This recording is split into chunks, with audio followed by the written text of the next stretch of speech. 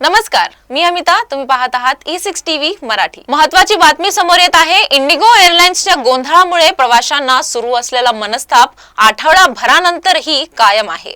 इतके दिवस उलटूनही इंडिगोची विमानसेवा विस्कळीत असून एकही उड्डाण वेळेवर होत नाहीये. अनेक फ्लाइट्स रद्द होत आहेत. विमानतळावर प्रवाशांचा लांबच लांब रांगा लागल्या आहेत. एका कुटुंबाला तर त्यांच्या नातेवाईकांच्या अंत्यविधीसाठी जायचं होतं.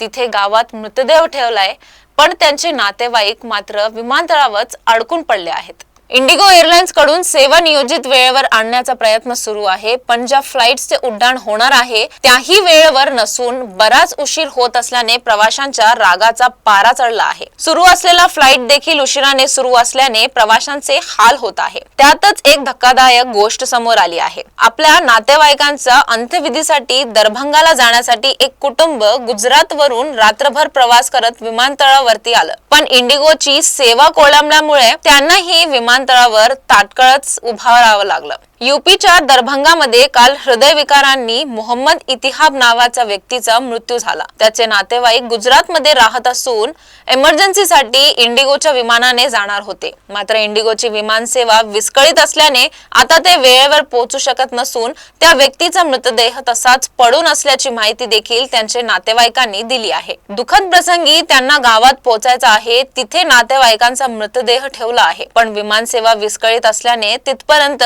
पोहोचायचं कसं, असाच प्रश्न त्या शोकवेल कुटुंबाला पडला आहे. इंडिगो विमानसेवेचं गोंधळ अद्याप सुरूच असून सर्व प्रकारचे संचलन सुरळीत करण्यासाठी 8 ते 11 डिसेंबर पर्यंत संध्याकाळची दिल्ली ते नाशिक विमानसेवा रद्द करण्यात आली आहे. इंडिगो कंपनीकडून याबाबत अधिकृत माहिती देण्यात आलेली नाही. अपुरे कर्मचारी आणि हवामानातील बदल यामुळे विमानसेवेवर परिणाम झाल्याची चर्चा असून लवकरच परिस्थिती पूर्ववत केली जाणार असल्याचे सांगितले जात आहे. विस्कळीत विमानसेवेमुळे प्रवाशांना नाहक मनस्ताप सहन करावा लागत आहे. पुढच्या बातमीसाठी पाहत रहा E6 टीव्ही मराठी.